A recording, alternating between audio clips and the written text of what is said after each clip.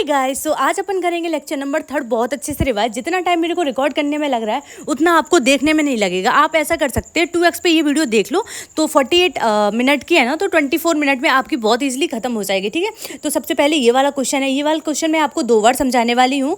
ठीक है, ये वाला क्वेश्चन बहुत ज़्यादा वैसा टाइप का था, लेकिन आप चुटकी में सॉल्व कर लेंगे क्योंकि इसकी जो सर ने ट्रिक बताई है ना भाई साहब, दिमाग खोल देगी आपका। ठीक है, बस सुनते जाना, मेरी बात समझते जाना, बाकी आपको एक्स्ट्रा करने की कुछ भी आवश्यकता नहीं है। 2x पे वीडियो देखो और अच्छे से सारे क्वेश्चन सॉल्व कर लो, क्योंकि अगर मैं अपना टाइम दे रही हूँ तो आपका भी फर्ज है कि आप हर एक क्वेश्चन को बहुत अच्छे से देखें और आपको बिल्कुल भी ऐसा नहीं लगेगा कि कुछ भी मैंने छुड़वाया है। बात यह है कि सर के पास कम टाइम होता तो सर ना आराम से एक ट्रिक बता देते, कि मतलब ट्रिक कह देती, कंसेप्ट बता देते, सॉल्व खुद से करना होता।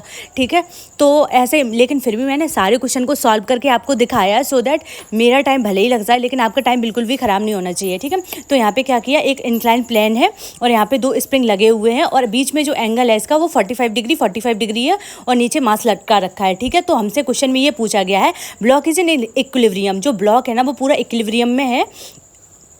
ठीक है, ब्लॉक इज इन इक्विलिब्रियम में लिख रही हूँ सो दैट आपको भी समझ में आ सके। ठीक है, जब ब्लॉक इक्विलिब्रियम में है तो एफ नेट तो 0 होगा ही। ठीक है, और फिर उसके बाद कहा गया है कि if lift spring is cut, मतलब if lift spring is cut find acceleration of block just after spring is cut. इसका मतलब ये है कि एक स्प्रिंग को बाद में काट दिया गया है तो उसमें आपको एक्सेलरेशन फाइंड आउट करना है। और दूसरा क्वेश्चन ये है कि अगर दोनों ही स्प्रिंग को हम काट देंगे तो एक्सेलरेशन क्या होगा। ठीक है, तो सबसे पहला वाला क्वेश्चन स्टार्ट कर देते हैं कि जो ब्लॉक है वो किस पे है, इक्विलिब्रियम पे। तो आप लोग देख सकते हैं जब इक्विलिब्रियम पे है तो यहाँ पे ऊपर एफ स्प्रिंग मतलब लगेगा, उधर ऊपर इधर एफ स्प्रिंग फोर्स लगेगा, इधर साइड एफ स्प्रिंग फोर्स लगेगा। ठीक है, और नीचे जब ये आएगा तो ये mg/√2 आएगा। ठीक है, वो कैसे आएगा वो तो अब मैं आपको बता देती हूँ। ठीक है, यहाँ पे ना mg sin थीटा है और थीटा की वैल्यू जो है वो कितनी है, mg sin 45 है डिग्री। ठीक है, और sin 45 की जो वैल्यू होती है वो होती है 1/√2। ठीक है, बिल्कुल बेसिक से समझा रही हूँ तो प्लीज़ ज़्यादा वो पंक्ति मत देना, दिमाग खराब मत करना कि वीडियो आधी अधूरी देख के चले जाओ, पूरी वीडियो देखना। ठीक है, तो यहाँ पे जो वैल्यू आएगी वो mg sin 45 की आएगी, mg/√2। ठीक है, यहाँ पे एफ स्प्रिंग लग रहा है, जब एफ स्प्रिंग लग रहा है यहाँ पे और बीच में एंगल है तो इसके कंपोनेंट होंगे, तो ये वाले का जब करेंगे ना कंपोनेंट तो ऊपर बनेगा एफ स्प्रिंग cos 45 डिग्री। ठीक है, इधर साइड, और इधर इसका जो बनेगा वो एफ स्प्रिंग sin 45 डिग्री बनेगा। Same for this spring. ठीक है, तो इसमें भी सेम होगा, इधर कंपोनेंट एफ sin 45 डिग्री बनेगा, इधर वाला जो कंपोनेंट है वो उधर बनेगा एफ स्प्रिंग cos 45। ठीक है, और ये दोनों सामने हैं तो ये दोनों कैंसिल आउट हो जाएंगे, तो हमारा ओवरऑल जो है ना वो बचेगा 2f स्प्रिंग cos 45 डिग्री, जो कि इक्वल होगा किसके इक्वल होगा, mg/√2 के, क्योंकि उसी से लटका हुआ है तो mg/√2 से इक्वल होगा। तो आप लोग खुद बताइएगा कि जो cos 45 डिग्री है उसकी वैल्यू क्या होती है, बताओ कमेंट सेक्शन में, जल्दी से बताओ और मेरे साथ बोलते जाओ। तो उसकी जो वैल्यू होगी cos 45 डिग्री की वो होगी 1/√2। ठीक है, तो जब हम इसे सॉल्व करेंगे ना तो हमारी जो वैल्यू आएगी एफ स्प्रिंग की वो आएगी mg/2। तो हमने स्प्रिंग फोर्स तो निकाल लिया। ठीक है, अब हमें निकालना है इसका एक्सेलरेशन। तो पहले तो मैं आपको एक्सेलरेशन किस तरीके से निकालना है वो फाइंड आउट करके बताऊंगी, उसके बाद आपको एक ट्रिक भी बताऊंगी जो कि सर ने बताई है। मैं सारा क्रेडिट सर को ही देती हूँ क्योंकि मेरे को कुछ भी नहीं आता है, मैंने सिर्फ उनसे ही सीखा है। ओके, अब हम लोग इसका एक्सेलरेशन निकाल लेते हैं। आप लोग खुद सोचिएगा कि जब एक स्प्रिंग को हम कट कर देंगे ना तो क्या होगा, एक स्प्रिंग को कट कर देंगे तो जो स्प्रिंग फोर्स होता है वो ना सडन चेंज नहीं होता है, मतलब उसमें जितना एंगल पहले था ना उतना ही रहेगा। तो स्प्रिंग फोर्स चेंज जब नहीं हुआ तो एफ स्प्रिंग कितना रहेगा बताओ, 45 डिग्री रहेगा ना। ठीक है, जब इसे कट कर देंगे तो यहाँ पे जो एंगल रहेगा वो 45 डिग्री ही रहेगा। ठीक, तो हमारा ये बचा एक बचा एफ स्प्रिंग फोर्स, इधर बचा mg/√2। ठीक है, ओवरऑल 2 ही चीज़ें बची हुई हैं, स्प्रिंग फोर्स बचा हो और नीचे ये जो ब्लॉक का मास है वो बचा हुआ है। ठीक है, तो F spring is equals to mg/√2। Okay, आ रहा है ना समझ, बोलो। ठीक है, और फिर अब हम इसे फाइंड आउट करने के लिए क्या करेंगे, आपको एक बार और अच्छे से बताती हूँ। देखो गाइस क्या हुआ, यहाँ पे जब हमने एफ स्प्रिंग mg/√2 करा ना तो इसमें क्या होता है कि 2 वेक्टर का जब रिजल्टेंट निकालते हैं ना तो हमें एफ नेट मिल जाता है। तो हमें एक्सेलरेशन के लिए एफ नेट की आवश्यकता होगी, क्योंकि तब हम निकालेंगे एफ नेट, तो वो निकलेगा कैसे, √a² + b² - 2ab cos theta. ठीक है ना, समझ में आ रहा है ना कि 2 वेक्टर का रिजल्टेंट का जो एफ नेट होता है वो क्या होता है, √a² + b² - 2ab cos theta, √a² + b² - 2ab cos theta, √a² + b² - 2ab cos theta. तो हमारे पास तो 2 ही चीज़ें हैं। ठीक है, एक तो ये एफ स्प्रिंग और ये नीचे जो मास है वो लटका हुआ है। ठीक है, तो अब हमें इसको फाइंड आउट करने के लिए एफ नेट निकालते हैं। ठीक है, तो वो एफ नेट हम किस तरीके से निकालेंगे वो आपको मैं बताती हूँ गाइज। ठीक है, यहाँ पे मैंने बाई मिस्टेक थोड़ी सी एफ स्प्रिंग ही लिखा था, वो सही लिखा था, बट मैंने थोड़ी सी गलती कर दी, वो वहाँ आपको बताऊंगी। ये सेकंड मेथड था कुछ, ठीक है। सो चलो स्टार्ट करते हैं इसको समझाना, ठीक है। अब हमें एक्सेलरेशन के लिए एफ नेट की आवश्यकता है, और एफ नेट के लिए हमें पता है किस तरीके से फाइंड आउट करना है, ठीक। ये तो हमारा आंसर है। चलो एक बार फाइंड आउट करते हैं। तो इसको निकालने के लिए हम लोग क्या करेंगे, पीछे पेज पलट लूँ सो दैट आपको समझ में आ जाए। जब दो रिजल्टेंट वेक्टर होते तो उसका जो एफ नेट होता है वो निकलता है किस तरीके से, वो निकलता है कैसे, root a square plus b square minus 2ab cos theta. बोलो मेरे साथ, root a square plus b square minus 2ab cos theta. हो सकता है आपको एक बार में समझ ना आ रहा हो, तो प्लीज़ ट्रस्ट मी, आपको ये वाला क्वेश्चन एकदम दिमाग में छप जाएगा। बस मेरी बात सुनते रहना। जब हम एक स्प्रिंग को कट कर देंगे ना, तो हमारे पास दो ही फोर्स बचेंगे, एक एफ स्प्रिंग वाला और ये ब्लॉक का, ठीक है। तो इनके बीच का जो एंगल है ना, वो गाइस है 135 डिग्री, ठीक है। तो हमारे सर ने पहले वेक्टर में पढ़ाया हुआ है, जैसे कि जिसने नहीं पढ़ा है वो भी ध्यान से सुन लो, कि जो दो वेक्टर होते हैं उनका जो रिजल्टेंट होता है, उनका जो सम होता है वो निकलता है ऐसे करके। किस तरीके से निकलता है, वो निकलता है रूट, बोलो बोलो मेरे साथ बोलो, कि मैं बोलूँगी तभी आप समझेंगे। वो निकलता है root a square plus b square minus 2ab cos theta. बस आपको कुछ भी करना नहीं है, सारी वैल्यू पुट कर दो। ए कितना है यहाँ पे बताओ, ए कितना है, बोलो बोलो मेरे साथ बोलो गाइज, ए कितना है, बोलो। ए है 1/2, 1/√2 का होल स्क्वायर, ठीक है, क्योंकि हमने नीचे वाला लिया है। और एफ स्प्रिंग जो है वो कितना है, वो था 1/2, G/2 था ना 1/2, ठीक है। तो होल स्क्वायर कर देंगे तो 1/4 आ जाएगा, ठीक है। और यहाँ पे आप लोग खुद सोचना, प्लस का निशान लगाया, 2 इंटू ए है 1/√2, बी है 1/2, और cos थीटा की जो वैल्यू है वो 135 डिग्री होती है। लेकिन मैं आपको बता दूँ cos 35 की जो वैल्यू होती है वो होती है -1/2। तो इस वजह से ये जो साइन है ना, वो इधर साइड आ जाएगा, 2 के बगल में यहाँ पे लगा देंगे तो ये यहाँ पे साइन आ जाएगा, ठीक है। फिर उसके बाद क्या होगा, हम इसे सॉल्व करेंगे। आप सॉल्व भी खुद भी कर सकते हो यार, लेकिन फिर भी मैं बता देती हूँ। एफ नेट जो होगा वो आ जाएगा mg/2, क्या आ जाएगा, fg/2, ठीक है। तो यहाँ पे हमारा आ चुका है mg/2, ठीक है। और m खत्म हो जाएगा तो a की जो वैल्यू आएगी वो g/2 आ जाएगी। और भाई साहब कुछ नहीं करना पड़ा, और दोनों स्प्रिंग को अगर कट कर दिया गया ना, तो इसके जो ये वाला फोर्स लगेगा वो ऐसे लगेगा, और यहाँ पे AG sin थीटा आ जाएगा, AG sin थीटा। बस कुछ भी नहीं, ये इसमें तो कुछ है नहीं, ऊपर वाले में था थोड़ा बहुत जो भी था, बट ए वाले क्वेश्चन में कुछ नहीं था। चलो एक बार बहुत अच्छे से समझा देती हूँ, सो दैट आपको बहुत अच्छे से समझ में आ जाए, ठीक है। और फिर उसके बाद इसकी ट्रिक भी बताऊंगी, ओके ओके ओके। और अगर दोनों स्प्रिंग को कट कर दिया जाए तो जो ए की वैल्यू आएगी वो कितनी आएगी, बोलो मेरे साथ, कितनी आएगी, बोलो बोलो बोलो बोलो, AG sin थीटा। और sin थीटा की वैल्यू क्या है, sin 45, okay. I think you got it guys.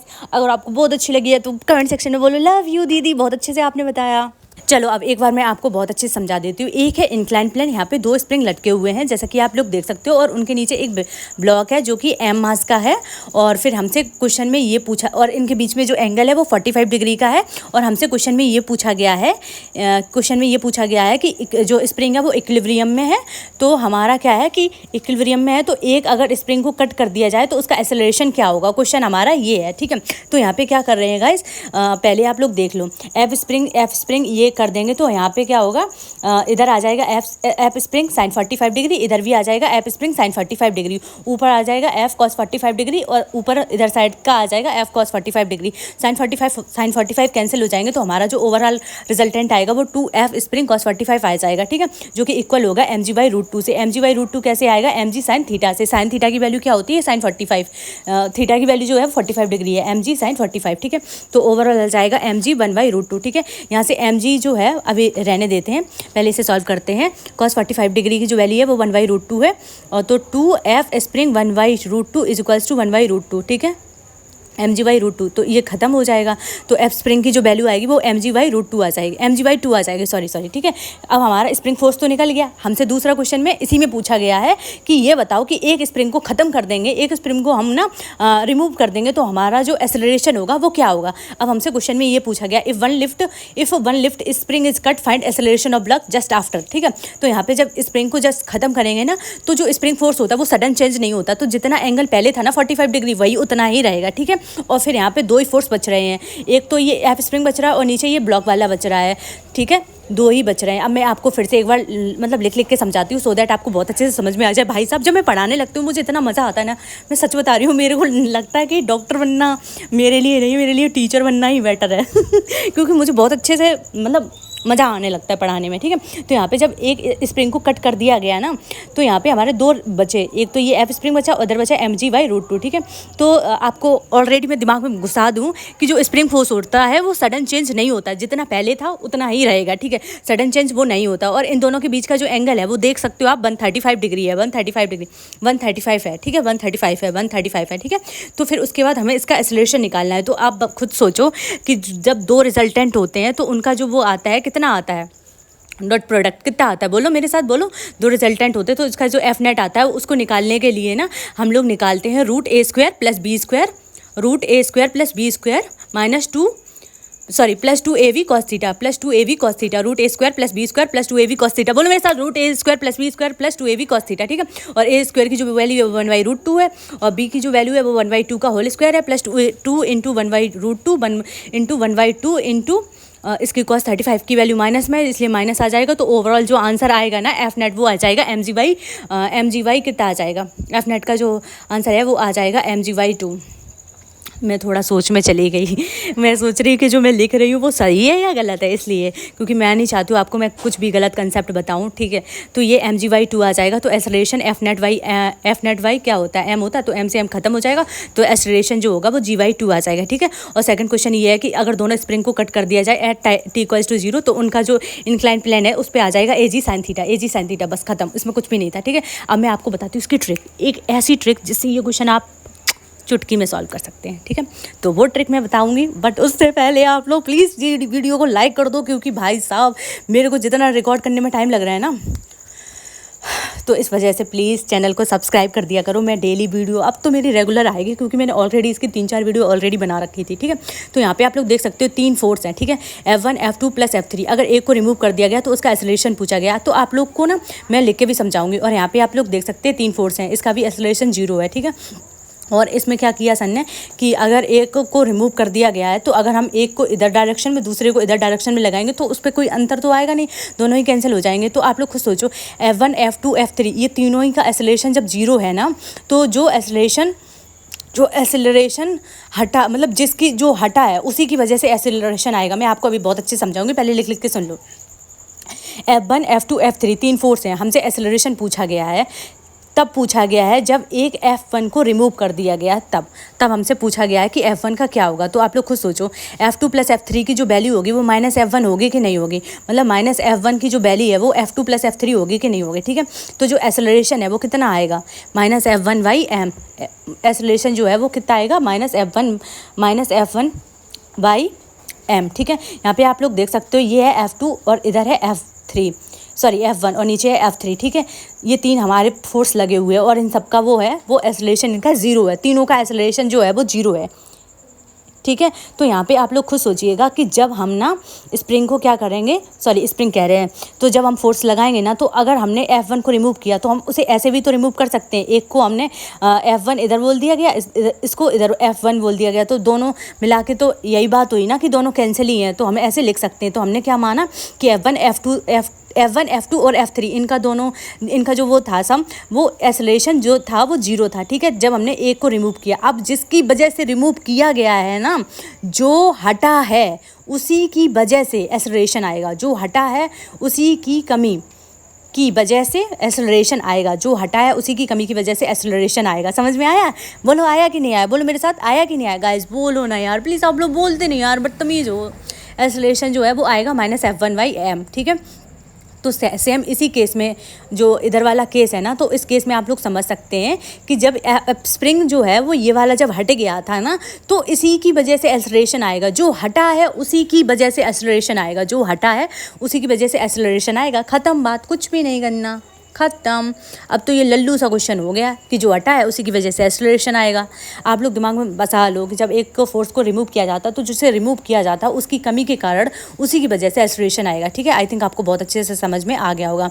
तो इसी वजह से सन ने यहाँ पे क्या किया कि जो A है A = F स्प्रिंग/m, ठीक है, डायरेक्ट सॉल्व करने का तरीका। और F स्प्रिंग की जो वैल्यू थी वो mg/2 थी अपॉन m, तो इससे जो एक्सेलरेशन है वो g/2 आया। मतलब दिमाग ही नहीं लगाना, जो हटा है उसी की वजह से एक्सेलरेशन आएगा, जो हटा घटा है उसी की कमी की वजह से एक्सेलरेशन आएगा। बस अब स्टार्ट करते हैं मेन टॉपिक, क्योंकि ये तो हमारा ब्रेकफास्ट था, ब्रेकफास्ट टाइम हुआ खत्म, अब आते हैं डिनर पे, ठीक है। मतलब अब हम अपने चैप्टर में घुसते हैं। तो यहाँ पे क्या है, work done by constant force जो है वो equal to F dot D है। F dot D equal to F D cos theta. यहाँ पे एक एफ फोर्स लग रहा है जिसके कंपोनेंट जब करेंगे तो इधर एफ कॉस थीटा, ऊपर F sine theta. Work done by force is equals to, अब ये ध्यान से सुन लेना, बहुत ज़्यादा दो चीज़ें हैं इसमें, कुछ भी ऐसा इसमें ऐसा है नहीं। Work done by force equal to F cos theta into D. इसको हम ये भी तो लिख सकते हैं ना, एफ कॉस थीटा को component of F along displacement into displacement, component of F along displacement into displacement, ये हम इसका मैग्नीट्यूड लिख रहे हैं, ठीक है। Work done by force is equals to F cos theta into D, component of F along displacement into displacement, ये हम इसका मैग्नीट्यूड लिख रहे हैं। बोलो मेरे साथ, component of F along displacement into displacement, component of F along displacement into displacement. और वर्क डन जो होता है वो एफ, इसको हम ऐसे भी तो लिख सकते हैं ना, work done is equals to F D cos theta, F dot D cos theta, F D cos theta, F D cos theta. जैसे हम उसको F cos theta into D लिख सकते हैं ना, वैसे ही हम इसको हम एफ डी कॉस थीटा लिख सकते हैं। यहाँ पे डी कॉस थीटा जो है वो है component of displacement along force, component of displacement along force, component of displacement along force. ठीक है, आई थिंक आपको बहुत अच्छे समझ में आ गया होगा। चलो एक बार और अच्छे समझा देते। Work done by constant force जो है वो एफ डॉट डी होता है, इसको हम लिख सकते हैं एफ डी कॉस थीटा। यहाँ पे देख सकते हो कि एक फोर्स लग रहा है, इसका कंपोनेंट करेंगे तो इधर आ जाएगा एफ कॉस थीटा, ऊपर आ जाएगा एफ साइन थीटा, ठीक है। समझ में आया कि नहीं आया? एक फोर्स है जो उस पर इधर फोर्स लग रहा है, इधर कंपोनेंट करेंगे तो ऊपर आएगा एफ साइन थीटा, इधर आ जाएगा F cos theta. Work done by force equals to F cos theta into D, component of F along displacement into displacement, ये इसका मैग्नीट्यूड लिख रहे हैं। Component of F along displacement into displacement, ये इसका क्या लिख रहे हैं गाइस? मैग्नीट्यूड। क्या लिख रहे हैं? Magnitude. Component of F along displacement into displacement, component of F along displacement into displacement, ठीक है। और फिर इसको हम ऐसे भी तो लिख सकते हैं F D cos theta, force into component of displacement along force, component of displacement along force, component of displacement along force, ठीक है। यहाँ पे आप लोग, अब ये वाला टॉपिक में आपको समझाने वाली हूँ, कुछ भी नहीं है इसमें, ना रटना है ना कुछ भी दिमाग लगाना है, जैसा जैसा बोलती जाऊँ वैसा वैसा है। सर ने तो ये बहुत ज़्यादा डीप में समझाया है, फिर उसके बाद उन्होंने बताया भी है कि क्या करना है, बट मैं भी आपको एक बार बता दूंगी, क्योंकि आपको ये नहीं लगना चाहिए मैंने कुछ भी छोड़ा है लेक्चर के नोट्स में, तो इसलिए मैं सब कुछ बताऊंगी। यहाँ पे आप लोग देख सकते हो एक ब्लॉक है जिसको ड्रॉप किया गया, वो चलते चलते यहाँ पे फाइनली आ गया था। उसका जो ओरिजिन है 0,0 है, उसकी डिस्टेंस L है, यहाँ पे L,0 इसका ओरिजिन है, ऊपर 0,h है, ठीक है। तो वर्क डन बाई ग्रेविटी जो होता है वो प्लस mgh है, ठीक है, क्योंकि वो नीचे आ रहा है, तो जो नीचे आएगा उसमें प्लस mgh होता है, ठीक है।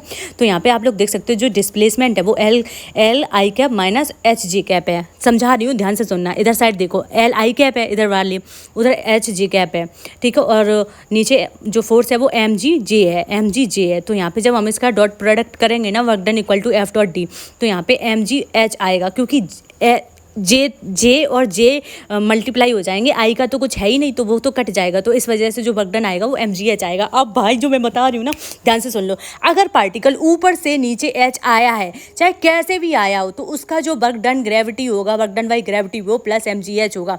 अगर पार्टिकल, बहुत बड़ी बात बोल रही हूँ, ध्यान से सुनना, अगर पार्टिकल ऊपर से नीचे h आया है, चाहे वो कैसे भी आया, टेढ़ा हो आया हो, सीधा आया हो, उल्टा सीधा चल के आया हो, लेकिन वो आया नीचे है, तो उसे प्लस mgh बोलेंगे। एंड सेम फॉर अगर पार्टिकल नीचे से ऊपर गया है, तो चाहे कैसे भी गया है, वो कैसे भी नीचे से ऊपर गया है, तो उसका जो वर्क डन आएगा वो माइनस mgh ही आएगा। कैसा आएगा? Minus mgh, minus mgh, minus mgh। Work done by gravity equals to minus mgh, ठीक है। समझ में आया भाई साहब? जी SKC इतना अच्छा है ना, इतना अच्छा है, इसे आपके देखना चुटकियों में क्वेश्चन सॉल्व करवाती हूँ मैं, अब ध्यान से सुन लेना, ठीक है। अगर कोई, अब एक बार रिवाइज करा देती हूँ सारा का सारा। सबसे पहले work done by constant force जो होता है वो एफ डॉट डी होता है, equals to F D cos theta. एक फोर्स लग रहा है जिसमें उसके कंपोनेंट वगैरह कर दिए गए, ठीक है। और साथ में सर ने SKC बताया, वही बहुत इंपॉर्टेंट है। अगर पार्टिकल ऊपर से नीचे h आया है, तो वो कैसे भी आया है, अगर वो ऊपर से नीचे आया है तो प्लस mgh, अगर नीचे से ऊपर गया है तो माइनस mgh। दैट्स इट, कुछ नहीं करना। अब इसके बहुत सारे देखो, यहाँ से क्या किया गया, कोई पार्टिकल था उसको ड्रॉप कर दिया गया, वो फाइनली नीचे आ गया, तो इसका जो वर्क डन बाई ग्रेविटी जो है वो आ जाएगा प्लस mgh। सेम फॉर इधर, अब उसे थोड़ा सा फेंक दिया गया था यू वेलोसिटी से, और वो नीचे आया, ठीक है, वो फिर से भाई नीचे आया, जैसे कैसे भी आया और नीचे आया, तो उसका work done by gravity plus mgh। Same इधर इनिशियल में ऐसा था, तो उसे ऐसे फेंक दिया गया, फाइनली वो नीचे आया, और फॉर दिस इंक्लाइंड प्लेन के लिए भी ड्रॉप गया, नीचे फिर से आया, चाहे फ्रिक्शन हो चाहे फ्रिक्शन ना हो, work done by gravity plus mgh होगा। अगर पार्टिकल ऊपर से नीचे आया है, चाहे वो कैसे भी आया, थोड़ा रुक के आया, यू वेलोसिटी से आया है, या थप्पड़ खा के आया है, या इम्पल्स लग के आया है, कैसे भी आया हो, अगर पार्टिकल ऊपर से नीचे आएगा तो work done by gravity plus mgh होगा। कैसा होगा? Plus mgh। Same for this, अगर यहाँ पे एक पार्टिकल है उसको फेंका गया और वो बी वेलोसिटी पे यहाँ पे नीचे आ गया तो उसका work done by gravity plus mgh होगा। समझ में आ रहा कि नहीं आया? बोलो मेरे साथ, समझ में आ रहा कि नहीं आ रहा? मैं आपको समझा रही हूँ, जो दिमाग में बसा रही हूँ ना, बस दिमाग में बसा लो कि अगर कोई पार्टिकल है उसे ऊपर से नीचे फेंका गया है तो वो प्लस mgh ही आएगा, लेकिन अगर कोई पार्टिकल है वो नीचे से ऊपर गया है तो माइनस mgh आएगा। अब ये वाला क्वेश्चन सुन लेना, एक बॉल थी उसको ऐसे फेंका गया, फिर ऐसे फेंका गया, अंत में वो नीचे ही आया तो वर्क डन बाई ग्रेविटी क्या होगा? Plus mgh। क्या होगा? Plus mgh। Work done by gravity क्या होगा? Plus mgh। और सेम फॉर इस, ये कोई पार्टिकल है उसको ऐसे टेढ़ा मेढ़ा करके वो नीचे आया तो इसका भी work done by gravity plus mgh होगा। मतलब तुम्हारे में दिमाग लगाने की कोई आवश्यकता नहीं, कोई भी पार्टिकल ऊपर से नीचे आ रहा है तो उसका जो वर्क डन बाई ग्रेविटी होगा वो प्लस mgh ही होगा। ठीक है, आई थिंक आपको बहुत अच्छे से समझ में आ गया होगा। चलो अब मैं आपको बताती हूँ दूसरा वाला कंसेप्ट। ठीक है, अब बढ़ने वाले हम लोग, मतलब सॉरी, हम लोग आगे बढ़ते हैं और पढ़ते हैं work done by variable force. ठीक है, D W is equals to F dot D S. ठीक है, मान लेते हैं कि डी डब्ल्यू जो है वो छोटा वर्क डन है और डी एस यहाँ पे छोटा डिस्प्लेसमेंट है। जब हम इसे सॉल्व करेंगे तो वर्क डन बाई फोर्स जो है वो integration F dot D S आ जाएगा। और कॉन्स्टेंट फोर्स के लिए तो हमें पता ही है, अगर कॉन्स्टेंट फोर्स है तो वर्क डन जो होगा वो is equals to F dot D होगा। ठीक है, work done by variable force के लिए integration F dot D S, work done by variable force के लिए जो आएगा वो integration F dot D S, integration F dot D S, integration F dot D S, integration F dot D S. अगर force constant है तो उसका जो वर्क डन होगा वो होगा F dot D. F dot D क्या होगा? F dot D. ठीक है, वेरिएबल है तो F dot integration F dot D S हो जाएगा। ठीक है, अगर कांस्टेंट फोर्स है तो वो होगा F dot D, F dot D, F dot D, F dot D, F dot D. I think आपको बहुत अच्छे समझ में आ गया होगा गाइस। मैं कहाँ हूँ ऐसी कि आपको एक बार में छोड़ दूँ, अच्छे से और समझाती हूँ। ठीक है, तो वर्क डन बाई फोर्स जो है, work done by variable force, ठीक है, इसका जो फॉर्मूला है वो integration F dot D S है, एफ डॉट डी एस है, एफ डॉट डी एस है। बोलो मेरे साथ, work done by variable force है जो उसका फॉर्मूला क्या है? Integration F dot D S, integration F dot D S, integration F dot D S, integration F dot D S. ठीक है, अगर फोर्स और डिस्प्लेसमेंट दिया है तो उसका जो ग्राफ है वो हमको क्या देता है? Work done. जब भी आपको दिख जाए ना कि फोर्स और डिस्प्लेसमेंट दिया है तो उसका जो एरिया है या जो ग्राफ है वो हमको क्या देगा? वर्क डन देगा। क्या देगा? Work done. सो गाइस, आप अपने दिमाग में भर लो, जब भी कभी फोर्स और डिस्प्लेसमेंट का ग्राफ दे रखा है तो उसका जो एरिया अंडर कर्व है वो हमको वर्क डन देगा। क्या देगा? वर्क डन देगा।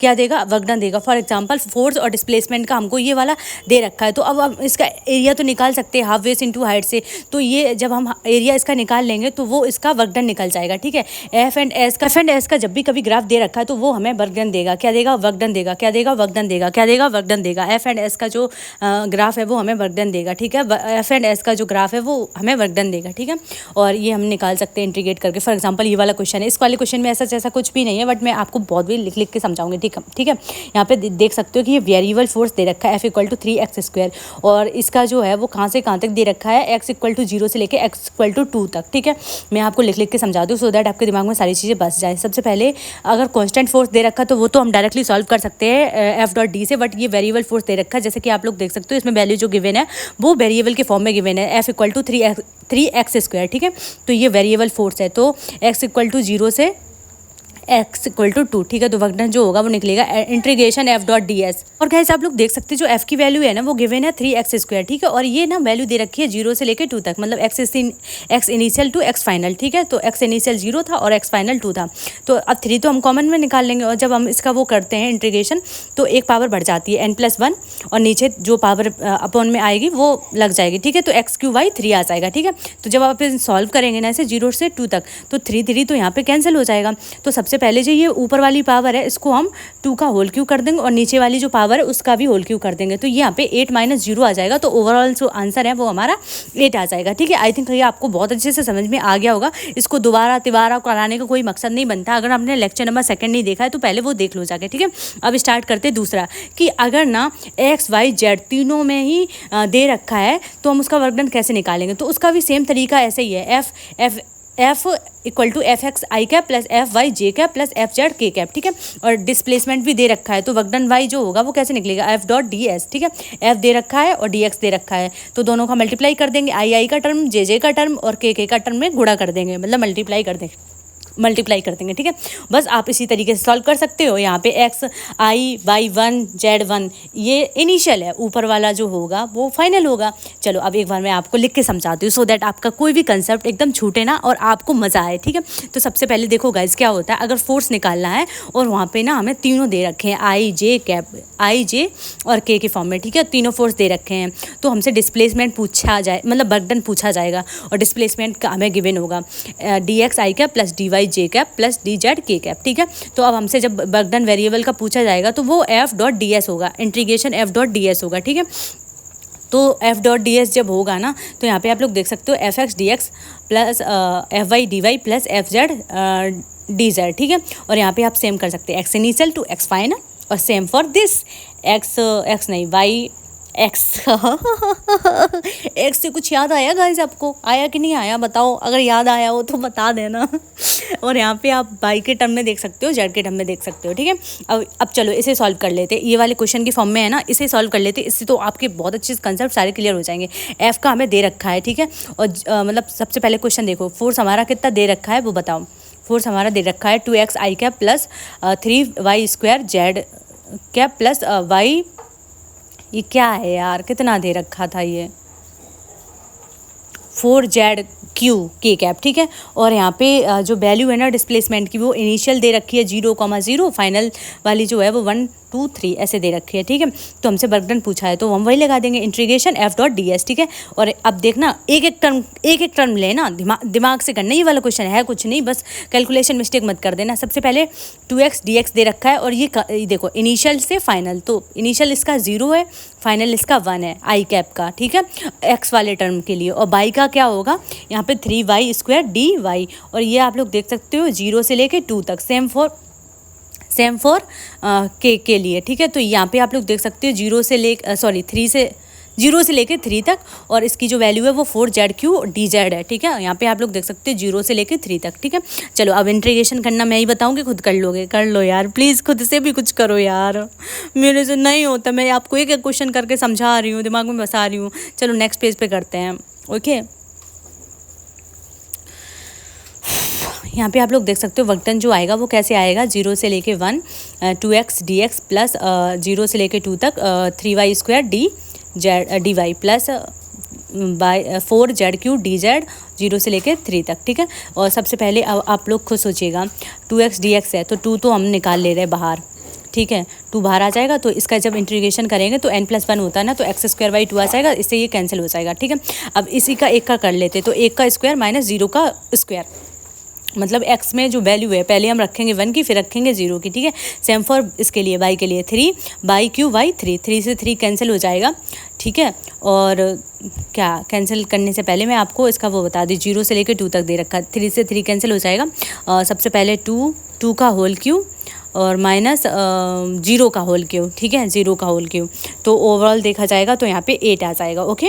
और सेम फॉर जेड, तो यहाँ पे आप लोग देख सकते हो 4z क्यू है ना, तो 4z क्यू में 4z की पावर 4/4 आ जाएगा, और ये दे रखा है 0 से लेकर 3 तक, ठीक है। थोड़ा मैंने इधर उधर लिख दिया, सो प्लीज़ कॉम्प्रोमाइज़ करना।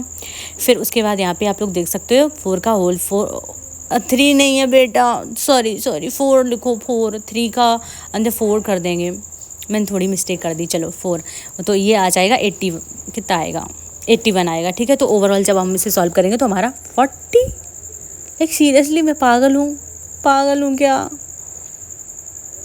40 नहीं 90 है वो गाइज, 90 है, ओके हो गया, आई थिंक आपको समझ में आ गया होगा। तो चलो अब करते हैं नेक्स्ट वाला क्वेश्चन। वैसे इन क्वेश्चन में कुछ है नहीं, आप खुद से भी सॉल्व कर सकते हैं, बट मेरा काम है रिवीजन करवाना, तो मैं चाहती हूँ कि हर एक क्वेश्चन आपका सॉल्व हो जाए। मेरे को भले ही टाइम लग रहा है इन सब चीज़ों को कराने में, बहुत ज़्यादा टाइम लग रहा है, बहुत ज़्यादा, लिटरली काफ़ी टाइम लगता है मेरे को, बट मैं नहीं चाहती कि आपका एक क्वेश्चन भी छूटे, ठीक है। नेक्स्ट वीडियो में मैंने तो बहुत अच्छे से करवाया है, लाइक मतलब बोल के करवा दिया सारा का सारा रिवीजन, क्योंकि लिख के बहुत ज़्यादा टाइम लग जाता है, क्योंकि I am not a teacher, मुझे इतना वो है भी नहीं, सारे लेक्चर्स देखना, सारी चीज़ें करना, काफ़ी टाइम लगता है, ठीक है। सो अब स्टार्ट करते हैं ये वाला क्वेश्चन। यहाँ पे आप लोग देख सकते हो फोर्स की वैल्यू दे रखी है 3x स्क्वायर आई कैप प्लस 4y जे कैप, ठीक है। और यहाँ पे आप लोग देख सकते हो इनिशियल फाइनल पॉइंट गिवन है, ठीक है। तो सबसे पहले क्या हुआ कि जो 1 से लेके 5 तक है, और जब हम इसका इंटीग्रेशन करेंगे तो ये आ जाएगा y स्क्वायर बाई 2, ठीक है। और इसकी जो वैल्यू है वो 2 से लेके 7 तक चली जाएगी, कितनी चली जाएगी, 2 से लेके 7 तक, ठीक है। और यहाँ पे 3 ख़त्म हो जाएगा, 3 से 3 कट जाएगा, तो 5 का होल क्यूब माइनस 1 का होल क्यूब, ओके। और प्लस 1/2 बेटा कॉमन आएगा, 1/2 कॉमन आएगा बेटा जी, 1/2 कॉमन ले लो। मैं लूँगी नहीं, मुझे पता मेरा दिमाग काम नहीं कर रहा, वैसे ले लिया। तो यहाँ पे आ जाएगा 7 का होल स्क्वायर माइनस 2 का होल स्क्वायर, ओके। तो जब आप इसे सॉल्व करेंगे ना, 2 का होल स्क्वायर है गाइस, यहाँ पे मैंने गलती से क्यूब कर दिया, ओके, मतलब क्यूब कर दिया। तो जब सॉल्व करेंगे तो इसका आंसर 146.5 आएगा, जो कि मैंने खुद से सॉल्व करा था, सर ने तो कह दिया था होमवर्क में कर लेना, ठीक है। उसके बाद आप बढ़ते हैं नेक्स्ट क्वेश्चन की तरफ। इस क्वेश्चन में ऐसा जैसा कुछ भी नहीं है, बट यार फिर भी कुछ हो या ना हो, मेरा काम तो करवाना है ना, तो आप अच्छे से देख रहे हो ना वीडियो।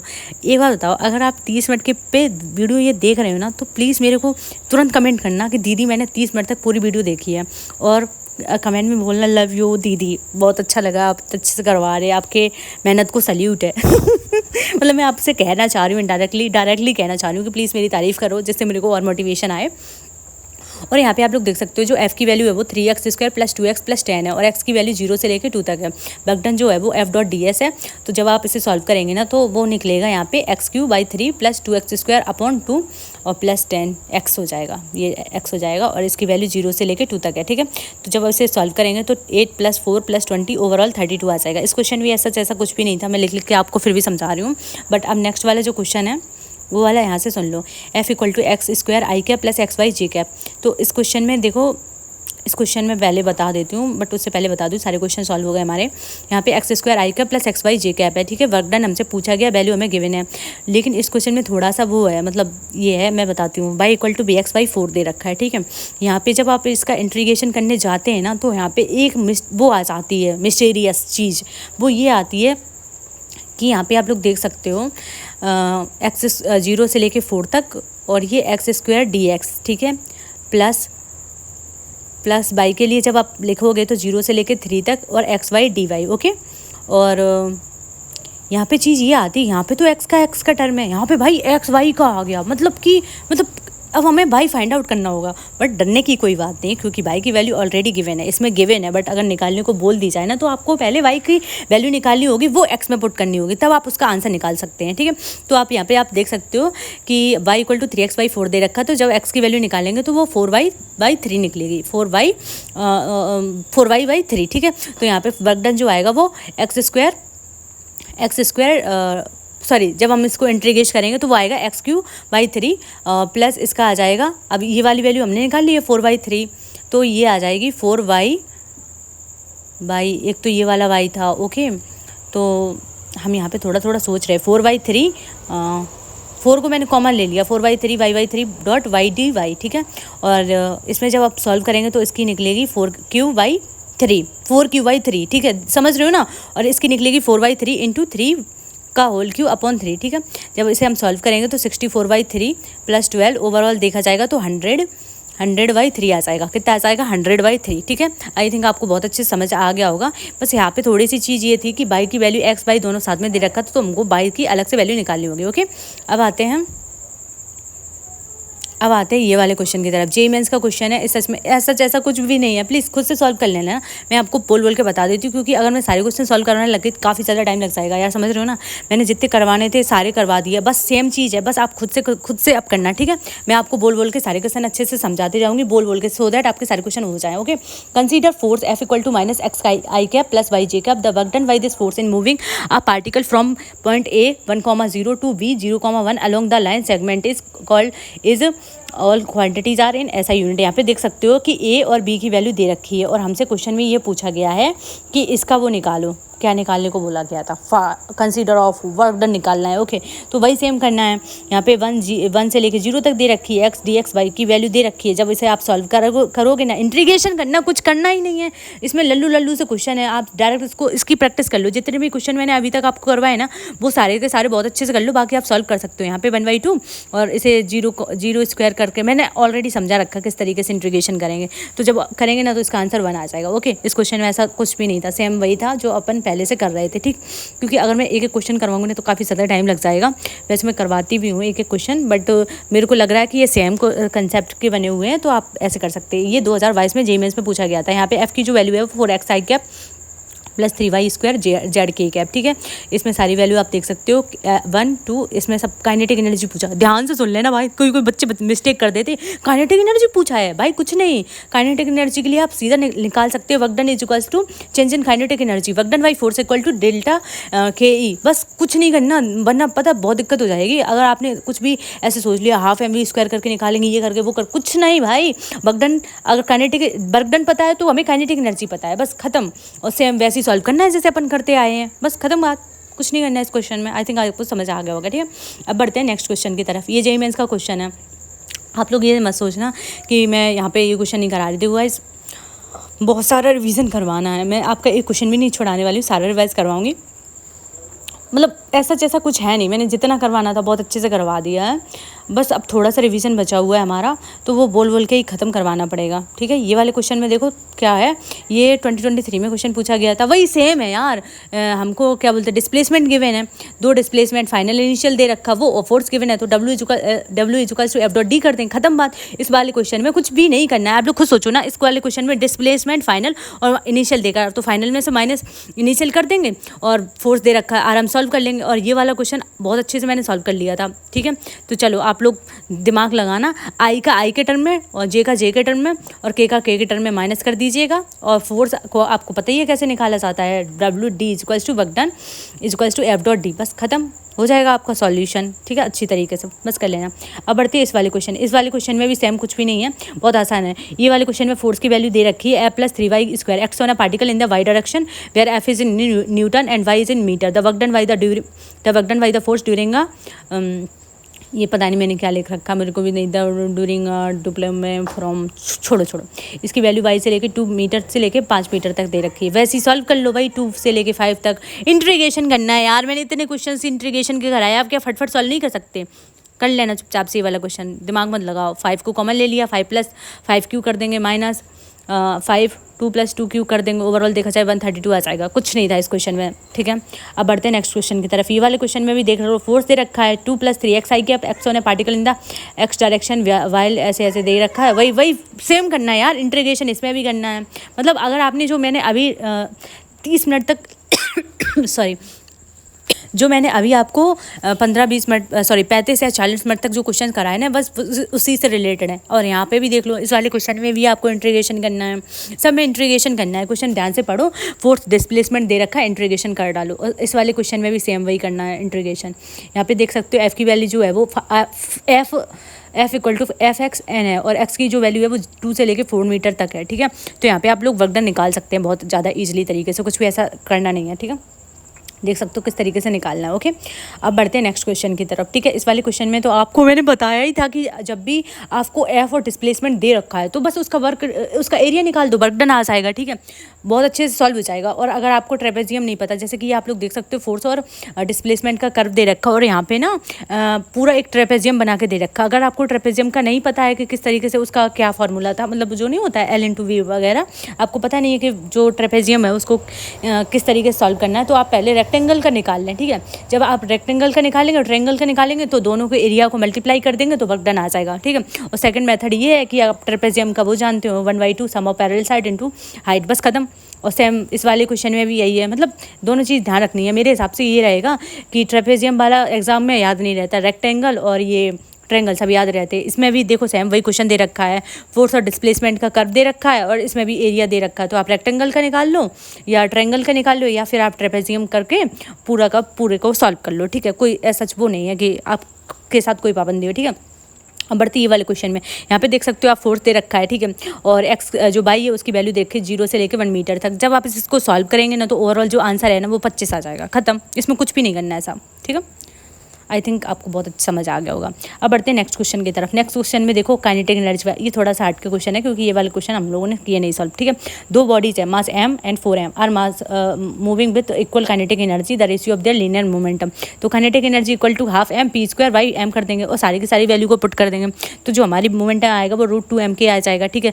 तो P1 का और P2 का ऐसे निकाल लेंगे। तो इसका हमको रेशियो ही तो पूछा गया था, शायद रेशियो ही पूछा गया था।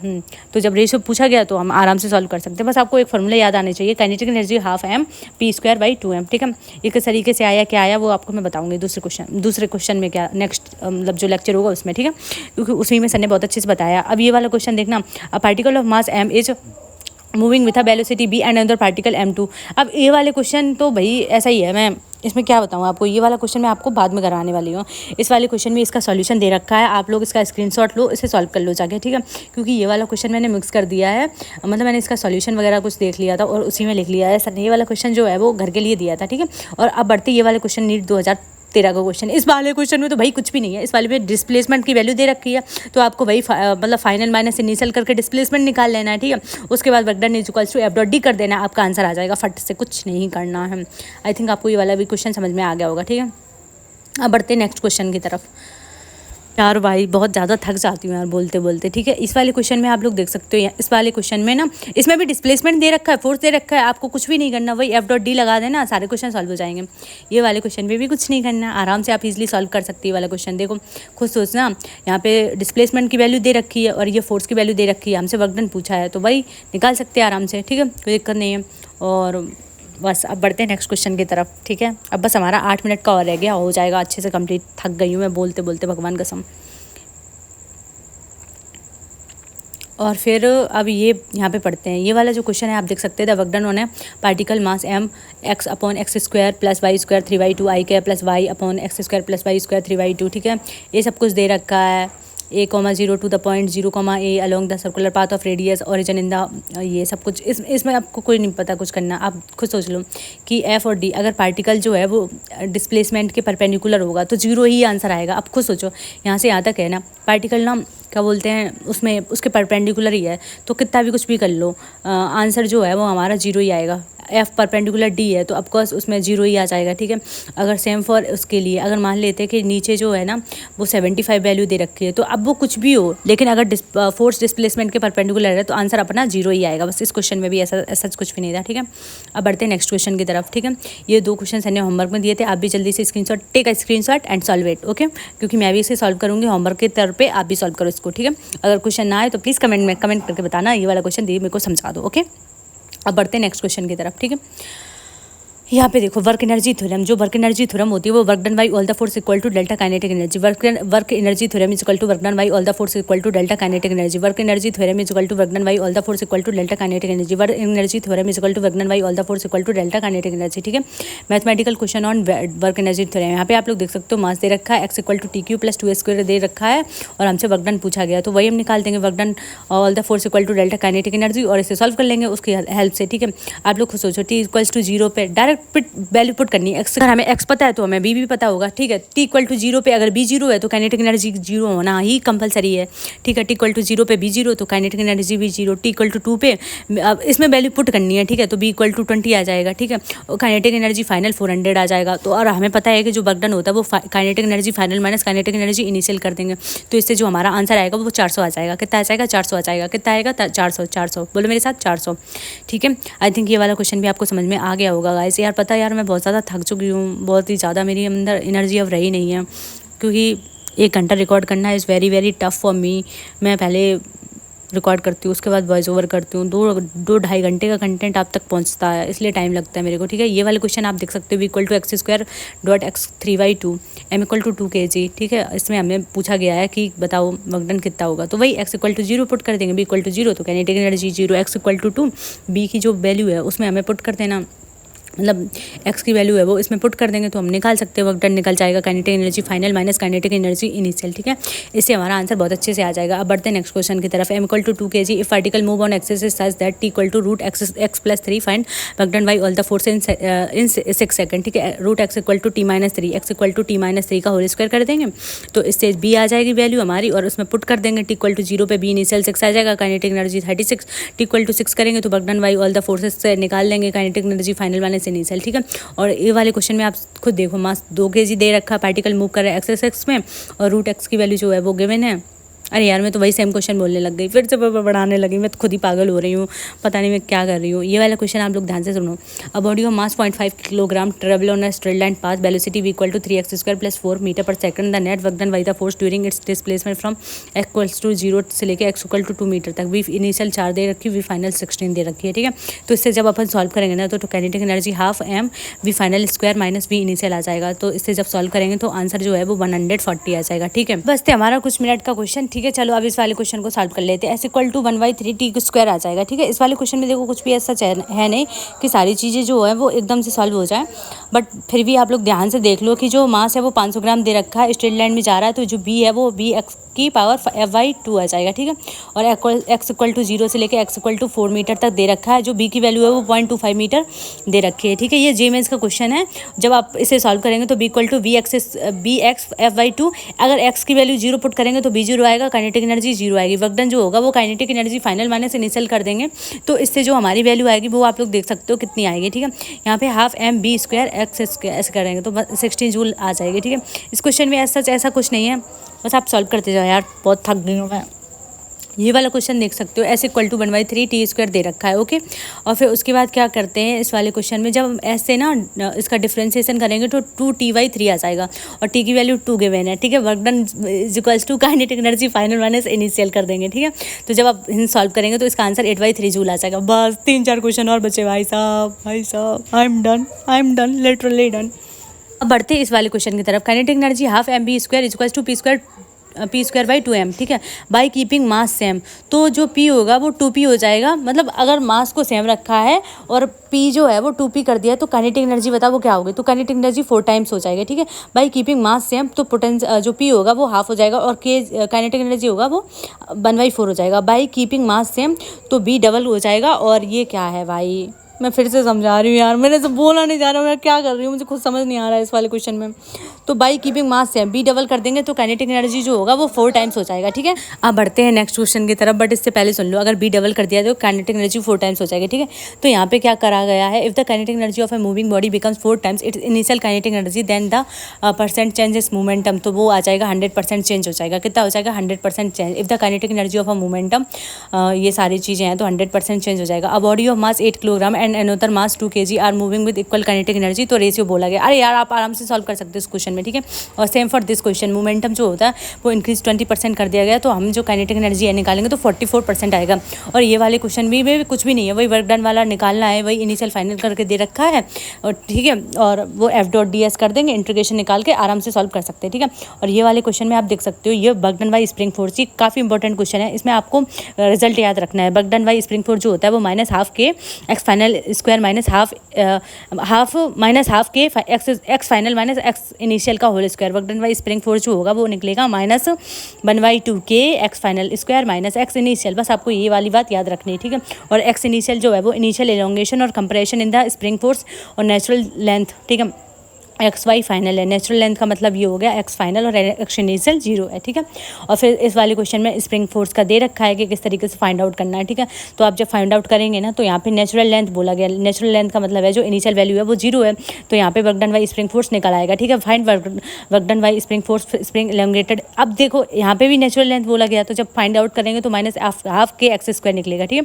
और इस वाले क्वेश्चन में compression becomes 2x, compression 2x बोल दिया गया है, ठीक है। दैट मीन्स ये जो फाइनल थी वो वैल्यू है। यहाँ पे सारे क्वेश्चन हो गए सॉल्व। ये बचा लल्लू सा क्वेश्चन, इस वाले क्वेश्चन में ऐसा कुछ भी नहीं है। If spring is elongated by x from natural length find work down spring by, वैसे ही निकाल लेंगे, ठीक है। और दूसरा ये है कि मासलेस स्ट्रिंग में टेंशन सेम होगा, हमेशा सेम होगा, नहीं वो हो भी सकता है सेम और नहीं भी हो सकता है, ठीक है, डिपेंड करता है वो, तो ठीक है। आई थिंक ये वाला लेक्चर आपको समझ में आया होगा। मेरी पूरी जान निकल गई है 50 मिनट की रिकॉर्डिंग करते हुए। अगर आपने यहाँ तक वीडियो देखी तो हेड्स ऑफ यू यार, I love you so much, आपने यहाँ तक वीडियो देख लिया। मैं जो भी वर्क कर रही हूँ वो बिल्कुल भी वर्थ इट है, क्योंकि अगर आप वीडियो बहुत अच्छे से देख रहे हो, सारे कंसेप्ट बहुत अच्छे से समझ रहे हो और सारी चीज़ें आपको समझ में आ रही हैं, तो मेरा मतलब भी बनता है रिकॉर्ड करने का, ठीक है। आगे की वीडियो के लिए सब्सक्राइब कर लेना। अब हर दिन वीडियो कितने टाइम पे आनी है वो कमेंट सेक्शन में बता देना, जिससे ना मेरे को पता चल जाए, क्योंकि मेरा एग्जैक्ट टाइम है कि 6 बजे डाल दूँ शाम को, ठीक है। चलो बाय, लव यू सो